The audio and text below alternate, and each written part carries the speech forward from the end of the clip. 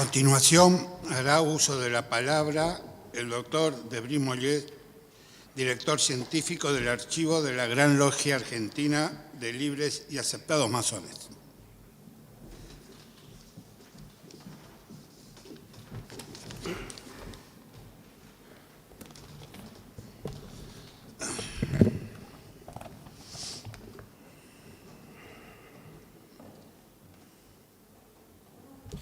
Señor presidente, señor vicepresidente, representantes de la Gran Logia y de los distintos ritos, conciudadanos, la reforma universitaria fue un hito no solo en la historia nacional, sino también latinoamericana, con proyecciones atlánticas hasta, por ejemplo, el Mayo francés de 1968. Fue fundamentalmente una contracultura modernizadora, inscrita en la larga tradición del libre pensamiento internacional.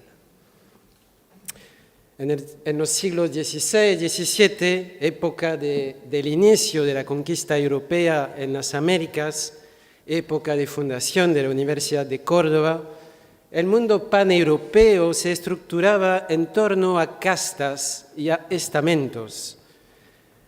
Las instituciones religiosas eran fuerzas de control social, eran parte del Estado y servían a las castas dominantes.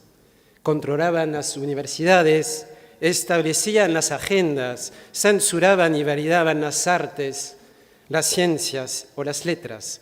Reprimían la heterodoxia, no solo religiosa, sino también científica, como lo recuerda, entre otros, el caso de Galileo Galilei. Los primeros cambios se dieron a partir del siglo XVIII, el siglo de las luces, inicio de la primera revolución científica y de la primera revolución asociativa, siglo de la afirmación de la autonomía de las artes, de la cultura y de la ciencia respecto de los poderes religiosos, políticos y económicos tradicionales.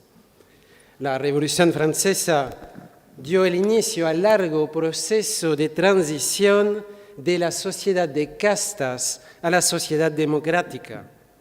En 1792 formuló el primer proyecto de ley por una educación laica, democrática, social y científica, capaz de formar ciudadanos al ejercicio de la soberanía democrática, incluyendo en eso al género femenino, a las clases populares. El siglo XIX dio un nuevo salto, especialmente con la doble revolución científica. La revolución de las ciencias naturales con la teoría de la evolución de Darwin, la revolución en las ciencias sociales con, por ejemplo, el nacimiento de la sociología y de la historia de las religiones. Esto influyó en la crisis de la cultura religiosa tradicional y en el crecimiento de lo que podemos llamar una suerte de fe científica. Obviamente, eso no fue sin suscitar resistencias conservadoras.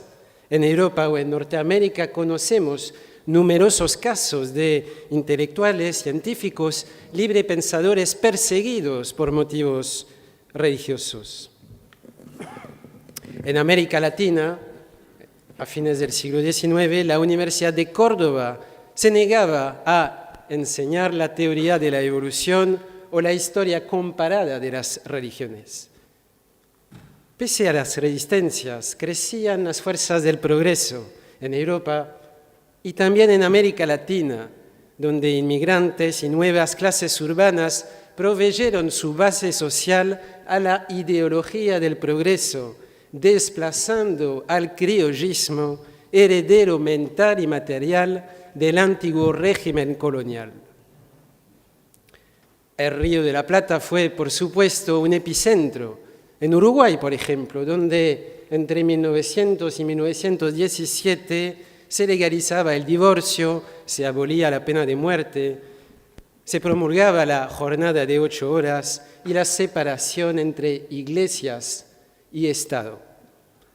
Se daban los primeros debates sobre una reforma universitaria y en 1908 Montevideo recibía al primer Congreso Estudiantil Latinoamericano.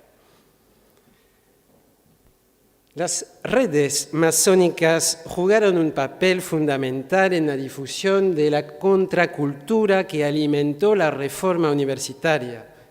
Hija del siglo XVIII, habían sido el prototipo fundador de una opinión de una sociedad civil internacional autónoma de los poderes políticos y religiosos. En la Argentina podemos remitir a los precursores del Buenos Aires de los años 1820, pero fue sobre todo a partir de la segunda mitad del siglo XIX cuando los círculos masónicos se convirtieron en laboratorios sociales de esta contracultura. Recordemos a Sarmiento, que en 1869 creó la Academia Nacional de las Ciencias en Córdoba frente al colegio jesuita, esquema que más tarde repetiría al fundar, por ejemplo, la Escuela Normal de Rosario. Recordemos a Alejo Peret, que introdujo aquí la historia comparada de las religiones, al Congreso Pedagógico y a las grandes leyes sobre la instrucción pública, primas hermanas de sus homólogas francesas. Recordemos, por supuesto, a Joaquín Víctor González, organizador de la Universidad Nacional de La Plata, que fue, según un intelectual nacional católico, cito, una verdadera logia antirreligiosa, junta de liberales, masones y socialistas, con su vicerrector Agustín Álvarez, gran maestre de la masonería y vocal del Congreso Internacional del Libre Pensamiento, su secretario, el marxista y masón Enrique del Valle Iberlucea, y el profesor Víctor Mercante, el materialista más macizo de todo el país.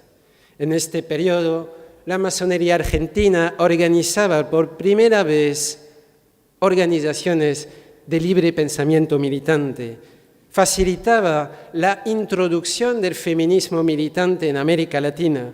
Los ejes del debate en estos círculos de sociabilidad democrática eran ciencia y religión, Estado e Iglesia, justicia social, educación popular y emancipación femenina.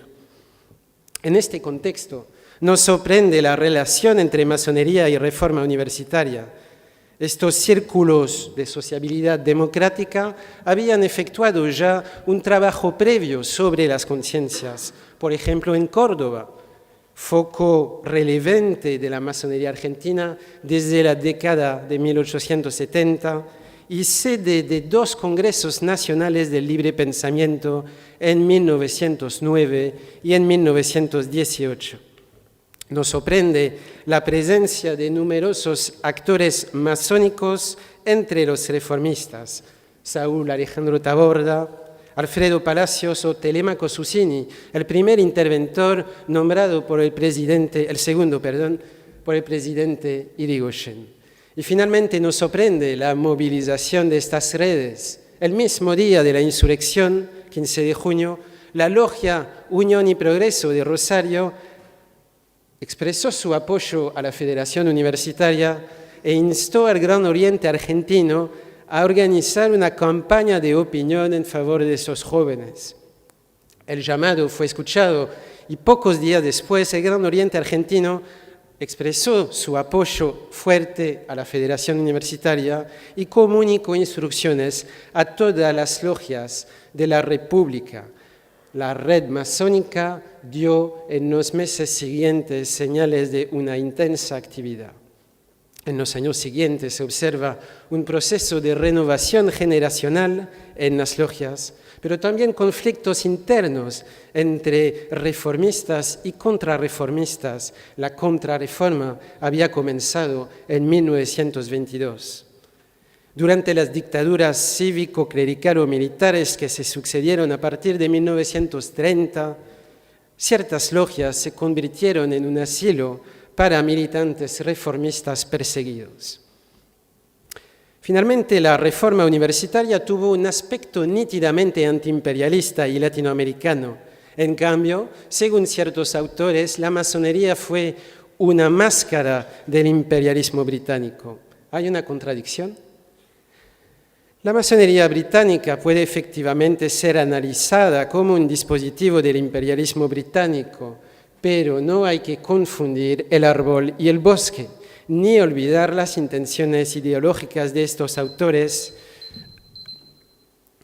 herederos espirituales del antiguo régimen colonial. En realidad, la esfera masónica internacional está compuesta muy esquemáticamente y sin poder entrar en los necesarios matices por dos grandes tradiciones. Una tradición anglosajona que tiende a ser religiosa, elitista, conservadora, y una tradición latina que en Europa y en América tiende a ser laica, democrática y social. A inicios del siglo XX, las masonerías latinoamericanas, y muy especialmente las del Cono Sur, se inscribían principalmente en la tradición latina, el libre pensamiento y la voluntad de autonomía.